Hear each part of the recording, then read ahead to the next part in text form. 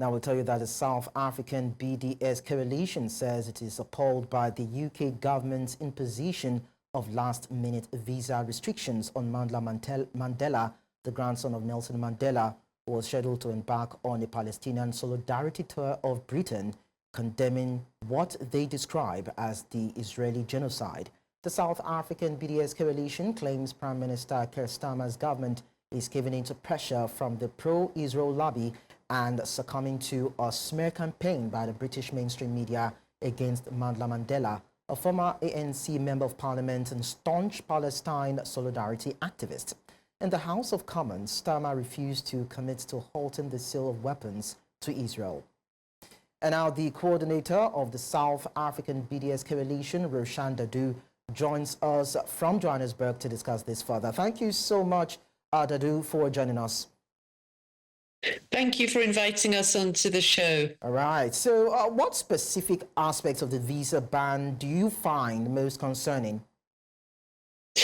Well, I think that there's been no reason given. There's been a whole lot of additional complications that have been presented completely out of the ordinary, and no proper decision has been given, although it now looks like the latest news we have is that he won't manage to make it at all for any of the dates of meetings he had. It was over this weekend into next week in different towns across the United Kingdom. And I mean, you know, how the United Kingdom thinks it can silence someone who carries the name of Mandela, who's the grandson, of course, of Nelson Mandela, who has been very vocal in support of the Palestinian struggle. If they think that they can bow to the nonsense that was being published in the mainstream media there, that was trying to smear Mandla Mandela, trying to imply that his support for the international legal right of the Palestinian people to resist occupation and resist settler colonialism and genocide,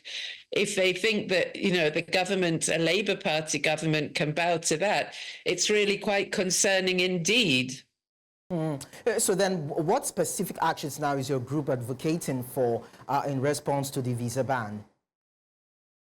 Well, we have been trying to take it up through both the African National Congress. As you said, Mandla Mandela was until the last election a member of parliament for the African National Congress, and through the government, because we just feel it's really not okay to be trying to stop South African voices, particularly, of course, when Nelson Mandela was called a terrorist by the British government at the time, by Margaret Thatcher's government.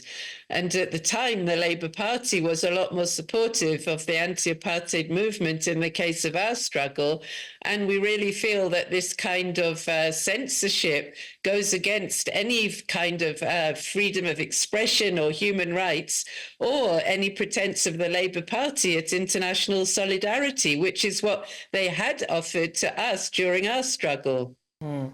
We know that the UK, just like the US, is the bastion of freedom of expression rights that's actually granted under a democratic setting. So what message do you think this action sends about the UK's relations with South Africa and its commitments to human rights? Well, I mean, I think it's quite a slap in the face, given that South Africa has taken the case at the International Court of Justice against Israel under the Genocide Convention. And as we know, the court is going to start the full proceedings soon. The memorial document will be presented before the end of this month by South Africa, and that court is taking the case because they agree there is a probable case of genocide.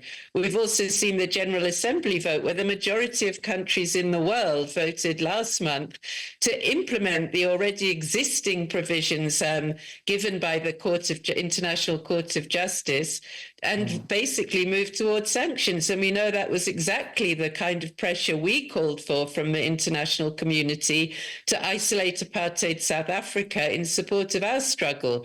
So it really does seem as if the British government is now not willing to even countenance hearing from an eminent South African voice, such as Mandla Mandela, in support of the Palestinian struggle, which is indeed very concerning.